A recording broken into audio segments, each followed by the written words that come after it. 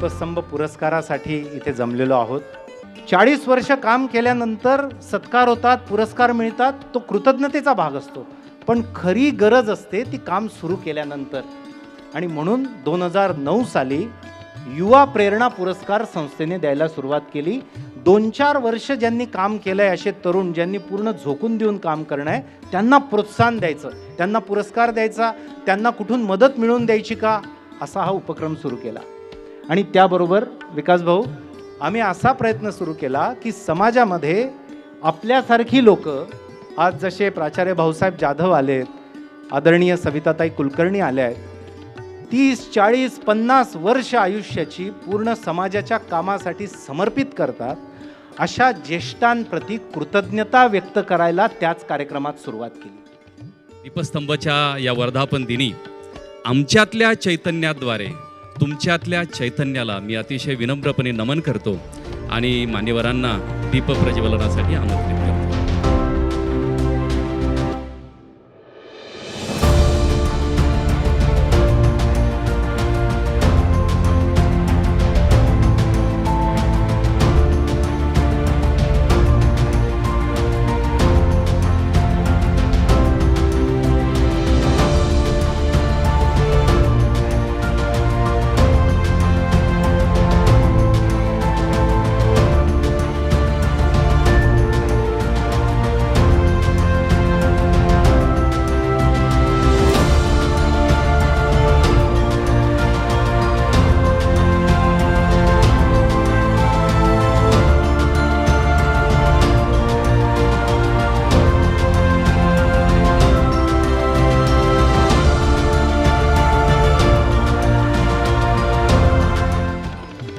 दीपस्तंभला या विषयाचा गौरव का करू वाटतोय याचं चिंतन जेव्हा आम्ही दोघं करायला बसलो, तेव्हा मग लक्षात आलं की मासिक पाळी आरोग्य व्यवस्थापन हा विषय फार दुर्लक्षित विषय आहे हे आता समाज जाणायला लागलाय.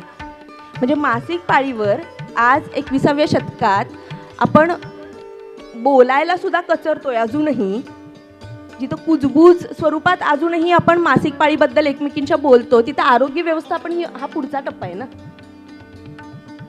तर मग दरवर्षी 23% मुली फक्त पाळीमुळे शाळाबाह्य होत असतील, 72% महिलांना पाळीत जंतुसंसर्ग होत असेल, 75% मुलींना त्यांची पहिली पाळी येण्याआधी मासिक पाळीबद्दल काहीच माहिती नसणं, ह्या ज्या फॅक्ट्स आहेत ना, यामुळे खरं तर समाजबंधला या कामाची फार फार गरज वाटते.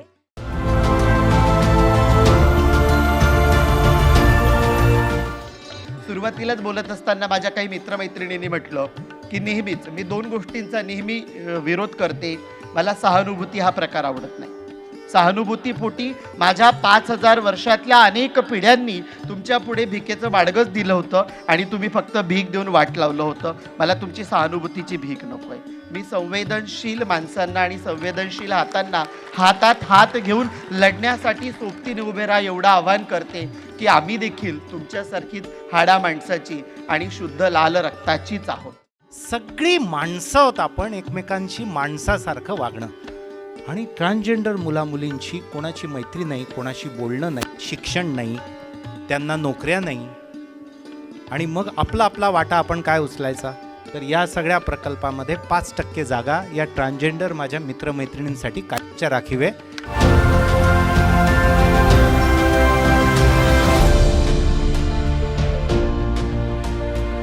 मैं सिर्फ ये कहना चाहता हूँ कि हम अक्सर दिव्यांगजनों को इंग्लिश में क्या कहते हैं, पर्सन विद डिसेबिलिटी. लेकिन होता क्या है, जब हम सोचने जाते हैं तो हम डिसेबिलिटी को पहले ले आते हैं और पर्सन को बाद में ले जाते हैं. हम अक्सर ये सोचते हैं कि अगर मुझे दिखता नहीं है तो मैं देख नहीं सकता, तो मैं पेन पेपर नहीं उठा सकता, तो मैं जिंदगी में क्या कर पाऊंगा. लेकिन हम ये क्यों नहीं सोच सकते कि जो लोग देख नहीं सकते वो अगर पेन और पेपर का इस्तेमाल नहीं कर सकते तो क्या हम उन्हें ऐसी टेक्नोलॉजी दे दें या कंप्यूटर दे दें या मोबाइल फ़ोन दे दें जिनकी मदद से वो हर वो चीज़ कर पाए जो दुनिया सोचती है कि वो नहीं कर सकती।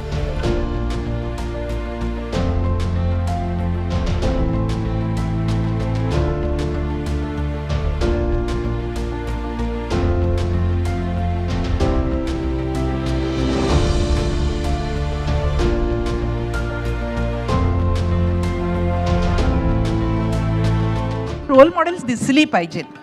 आज आपल्याला असं दिसतं की समाजामध्ये रोल मॉडेल्सची वानवं आहे आणि म्हणून अशी वेगवेगळ्या प्रकारची चांगली रोल मॉडेल्स मुलांनी बघितलं तर त्यांना नक्की पुढे जाण्याची प्रेरणा मिळेल असं मला निश्चित वाटतं। ज्ञानप्रबोधिनीमध्ये अशी रोल मॉडेल्स निर्माण करण्याचं काम आम्ही करतो। आत्ता आपण पाहिलं की स्पर्धा परीक्षा केंद्राचं काम आपण 29 वर्षापूर्वी सुरू केलं। आज आपल्याकडे हा जो सगळा युवकांमधून तयार झालेला अधिकारी वर्ग आहे, त्याच्यामध्ये जेव्हा आम्ही सुरुवात केली तेव्हा असं ठरवलं होतं की साधारण 5 वर्षामध्ये 100 अधिकारी प्रशासनामध्ये जातील आणि 2 उद्दिष्ट होती। अधिकाधिक संख्येने अधिकारी प्रशासनात जातील आणि गेलेल्या अधिकाऱ्यांचं उत्तम नेटवर्क आपण तयार करू। कारण तुम्ही एकटे जेव्हा उत्तम काम करायचं ठरवता तेव्हा समाजाकडून होणारा विरोध पचवण्यासाठी लागणारा मनोबल किंवा ताकद ही एकट्याला पुरत नाही आणि त्यामुळे जर प्रवाहाच्या विरुद्ध पोहायची वेळ आली तर तेव्हा मी एकटा पुरत नाही, मला असं नेटवर्क लागतं, मला साखळी लागते। म्हणून अशी अधिकाऱ्यांची साखळी निर्माण करू असं आपण ठरवलं होतं। साधारण पहिल्या 2 वर्षातच 100 अधिकारी निवडले गेले आणि ते उत्तम काम करते झाले आणि मला सांगायला आनंद वाटतो की गेल्या 29 वर्षामध्ये 1,500पेक्षा जास्त क्लास 1, क्लास 2, UPSC आणि MPSC मधून निवड झालेले अधिकारी आपले काम करतायत। ताई, हा सन्मान, ही कृतज्ञता आहे सगळ्या ज्ञानप्रबोधिनी प्रती, कारण इथून आम्ही घडलो। मी मुलांनाही सांगतो, आपल्याला छोटंसंही कुठून काही मिळालं तर त्याचं कधीही विसर पडू नये। कृतज्ञता व्यक्त करणार आहोत की समाजासाठी इतकं मोठं काम सलग 50 वर्ष 60 वर्ष त्यांनी, बाबांनी आणि सगळ्या पुढच्या पिढ्या करतायत। विकास भाऊंनी खूप कामं केली आहेत, मी त्याबद्दल बोललो तर 1 तास जाईल। एक त्यांनी वेगळं काम केलं, यांच्यात आत्मविश्वास यावा दिव्यांगांमध्ये म्हणून स्वरानंदनवन म्हणून जबरदस्त ऑर्केस्ट्रा तयार केला होता। त्याबरोबर शेतं फुलवली, लोकांच्या हाताला काम दिलं। आज त्यांचा पुरस्कार, त्यांना सन्मान करताना आमचा एक दिव्यांग विद्यार्थी मृदुंग वाजवणारे, मी त्याला मंचावर बोलवतो, त्याची व्यवस्था इथे व्हावी। त्यानंतर जे 4 विद्यार्थी वेगवेगळे दिव्यांग, त्यांच्या हातून आपल्याप्रती कृतज्ञता भाऊ आम्ही व्यक्त करणार आहोत। दुसरं कोण करणार आपला सन्मान किंवा कृतज्ञता? त्या 4ींना मी इकडे बोलवतो। मला कोणी पुरस्कार देत नाही, कारण मी एका जगातल्या सगळ्यात वाईट संस्थेचा प्रमुख आहे। माय एम इन लाईफ लिहिताना असं कोणी लिहित नाही मला अंध व्हायचं आहे, अपंग व्हायचं आहे, कर्णबधीर व्हायचं आहे, भिकारी व्हायचं आहे किंवा कुष्ठरोगी व्हायचं आहे। की 1.25 कोटी दिव्यांगांशी या संस्थेने डील केलेलं आहे। 1.25 कोटी हा नंबर लहान नाही आहे, त्यातल्या 11 लाख कुष्ठरोगी आहेत। म्हणून ती लँड आर्मी आहेत, ते लोक लढाई हरलेले आहेत, हातबोटं गेलेले आहेत, युद्ध ते जिंकलेले आहेत। 1600 लोक अंथरुणावर आहेत, त्यांना समाज वापस घेत नाही। तुमच्या खानदेशातल्या 1 कुष्ठरोगी त्या ठिकाणी आहे। ते त्या तऱ्हेने माझी इच्छा आहे की मनोबल इश्यूनी या इश्यूवर ॲड्रेस करावं, कारण हा जागतिक इश्यू आहे। कारण आता डिपार्टमेंटच कुष्ठरोग्यांचं बंद करून टाकलं, ज्यांना रोजगार नाही, नोकरी नाही, आरक्षण नाही, कुठलंच काही नाही, त्यांचा मी प्रतिनिधी आहे। म्हणून मी तिथे बोललो आणि असा कार्यक्रम तुम्हाला तिथे घेता आला तर मला अधिक तो आनंद होईल। सगळ्यांना खूप खूप शुभेच्छा माझ्यातर्फे। मला येता आलं, पुरस्कार मी घेत नाही कधी, पण संस्थेच्या वतीने मी पुरस्कार स्वीकारतो, पण आज तू मला न विचारता मला दिला। पण म्हणजे इतके सुंदर पोरं त्यांनी मला तो दिला, तो मला अविस्मरणीय माझ्या जीवनात तो राहील। खरं तर त्याला नावच कृतज्ञता दिलेलं आहे, कारण इतकी आयुष्य अशा पद्धतीने जगलेली माणसं आहेत आपल्यामध्ये आणि त्यांच्याप्रती कृतज्ञता व्यक्त करण्यासाठी आपण बोलवतो।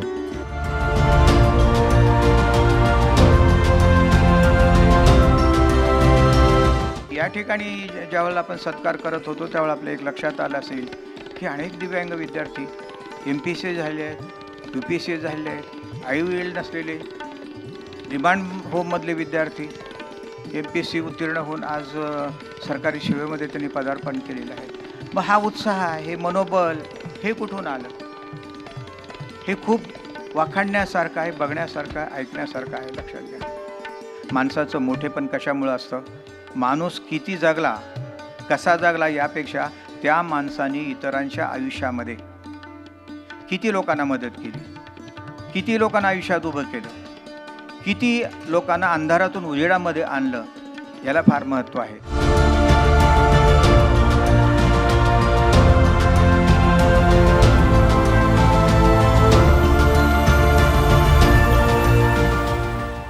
जे पुरस्कार्थी होते, जे सन्मानार्थी होते, त्यांच्या सकारात्मक कार्याच्या बरोबरच त्यांच्या मनातली एक खंत ते कायम, मी बसलोय मघापासून ती मला जाणवत होती की प्रत्येकाची एक सिस्टीमविषयीची एक खंत मनात आहे, एक नकारात्मक, एक त्याला काहीतरी एक अशी कड आहे.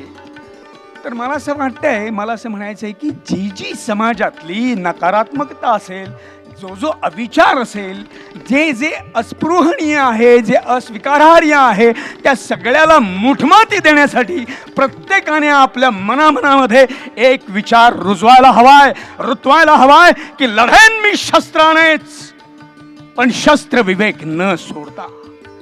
मोडेन मी कायदाही न्यायाच्या प्रतिष्ठेसाठी, हिंसा घडेल हिंस्र हिंसकांच्या नाशासाठी, आम्ही हो धर्मवेडे, धर्मवेड्यांच्या संहारासाठी, हो थोडे असंस्कृत, संस्कृतीच्या रक्षणासाठी. आता राष्ट्रनिष्ठाच इतकी कडवी, इतकी जाज्वल्य व्हायला हवी की दहशतवाद्यानं राष्ट्रनिष्ठांचीच दहशत वाटायला हवी. माझा धर्म मेला तरी 72, पण हे राष्ट्र एक संध राहायला हवं आणि या मातीतून रुजून आलेली आमची संस्कृती जगायला हवी, जगवायला हवी.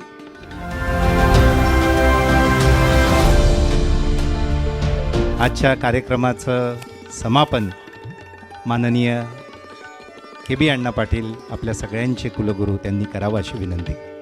आणि ज्या पद्धतीचं वातावरण आज इथं आहे ते पाहता इथं आपल्या लक्षात आलं असेल की ज्या ज्या गोष्टी समाज अजिबात स्वीकारायला तयार नाहीत,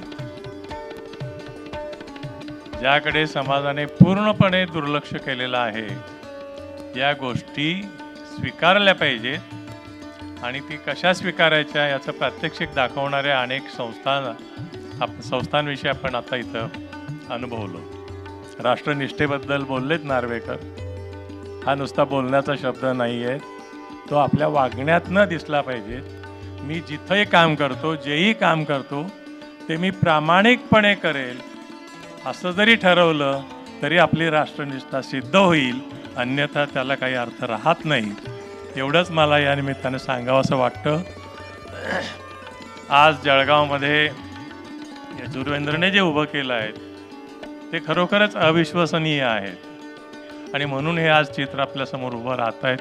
आणि अशाच प्रकारची कामं आपल्याला जर शक्य नसेल, कारण एवढं मोठं काम आणि इतकं चांगलं काम करण्याचं भाग्य प्रत्येकाच्या नशिबी नसतं, पण आपल्या नशिबी एकच आहे की जेही काम आपल्या वाट्याला आलेलं आहे ते उत्तमपणे प्रामाणिकपणे करणं. तेवढं जरी आपण केलं तरी या कार्यक्रमाचं फलित झालं असं मी मानतो. आपण सगळे आलात, आभार. सगळे मनपूर्वक इथे ज्येष्ठ उपस्थित राहिलेत, विशेषतः विकास भाऊ तब्येतीच्या याच्यात असूनही प्रेमापोटी आपण आलात आमच्या सगळ्यांचा आणि आम्हाला प्रेरणा दिली, त्याबद्दल आभार. पुखराज भाऊंनी यासाठी हे सगळं सहकार्य केलं कार्यक्रमाचं, त्यांचे आभार. आपण सगळे एवढा वेळ थांबलात, हे तर इथलेच आहेत निवासी, पण आपले मनापासून आभार. पुन्हा एकदा माफी मागतो, कार्यक्रम जरा लांबला, पण आज इथून अनेक ऊर्जेचे स्रोत इथून निर्माण होणारे इतका सुंदर कार्यक्रम, या तरुणांच्या मनावर इतका अप्रतिम याचा परिणाम होतो. त्यामुळे मी खरंच आनंदी आहे आणि आपल्या सगळ्यांच्या प्रती पुन्हा कृतज्ञता व्यक्त करतो आणि थांबतो. धन्यवाद.